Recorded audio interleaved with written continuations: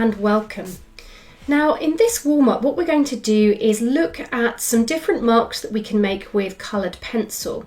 So we're going to be experimenting with all the different techniques that can be used when using coloured pencil. So I'm going to select one pencil from my range over here. So I'm going to select this burnt sienna colour, so it's like a mid-brown colour.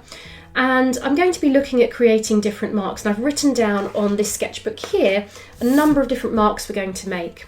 And this comes into play when you're then creating sketches, like in the example here, of different marks that I've used within the sketches to create different levels of tone and different areas within the sketch. So first of all, we're going to look at something called stippling. So I want you to grab your coloured pencil, and stippling is essentially placing lots of tiny dots on the page. And so you'd use your coloured pencil and just make a load of little dots. And you can write down all these things in your sketchbook first and then go through them like I'm doing, or just grab a sketchbook page now, grab a coloured pencil and go along with me as I create these marks. So this sort of stippling is something you can do slowly and more controlled, or you can go a little bit quicker, depending on you know, the texture and the depth that you kind of want. It can almost be more like sort of dashes as well. Quite a lovely texture to make. Hatching, something we use in pencil drawing and pen drawing, is simply lines like this. And holding a coloured pencil nice and loose in your hand, just as you would with a regular pencil. You don't want to hold on for dear life. What we're doing is just looking to get our sort of eye warmed up, get our hand warmed up, you know, get used to controlling the pencil and holding it in a relaxed manner. And then, as well as normal hatching, we've got cross hatching, which is then working diagonal lines in the opposite way. So you do a few lines this way and a few lines this way. I sometimes hold my pencil quite near this end, and what this does is it means the grip is a little looser. If I'm doing very controlled work, I would hold my pencil more near the tip because I'd need more control. But if I'm wanting to work looser and have a bit more freedom, I tend to just hold the pencil a little bit further down.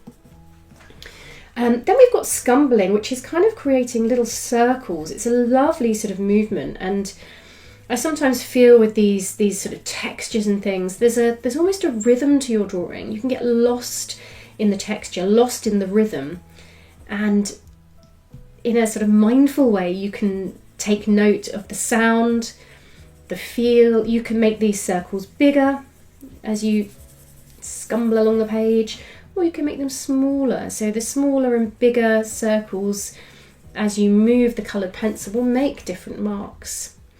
Now you've got scribbling, and you can do scribbling in a sort of more controlled back and forth way, so basically creating a block of colour.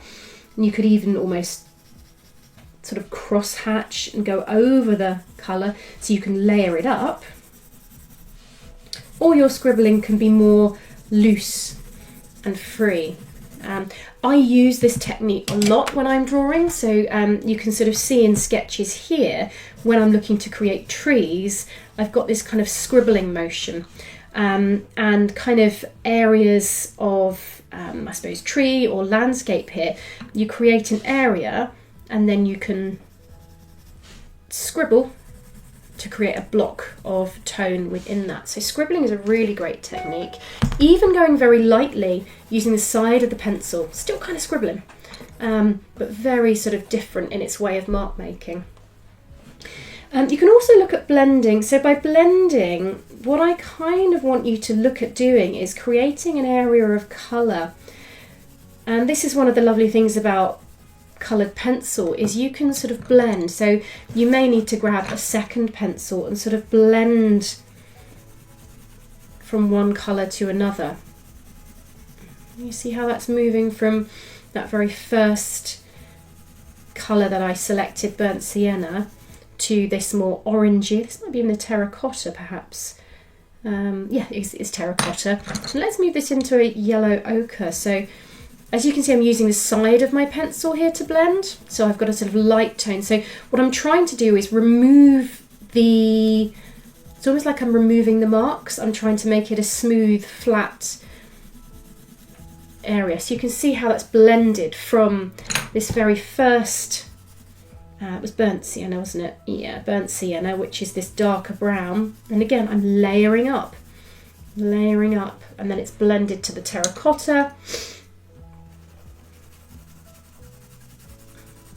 And moved on to here. So this is a wonderful blend. Now the other thing you can do with your coloured pencil is create a number of different lines.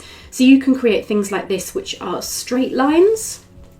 We can work on broken lines where you press lightly, press hard, press lightly, press hard, and make different line qualities, or even very simple squiggles, zigzags, all these sorts of things. So experiment with different lines that you can make with your pencil. And then finally, it can also be really fun to experiment with different tones. And by this, little areas of light and dark created with your coloured pencil. And you can see a range I've done here going from light to dark.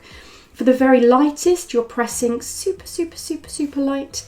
And then for each tone, you gradually just press that little bit harder, little bit harder, little bit harder, until you're pressing as hard as you can, or you're just layering up as much coloured pencil as possible to create the darkest possible tone.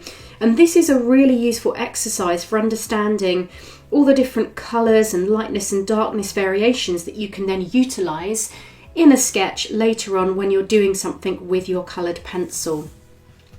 So that is your warm-up. Experiment with either a single coloured pencil or a few of them. Creating these different coloured blends can be really fun to sort of work with if you've got several coloured pencils. Just going from one colour to the other and just sort of doing that little blending part between the two colours can be really fun.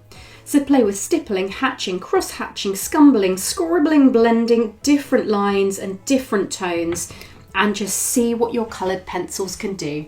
Have a whole lot of fun.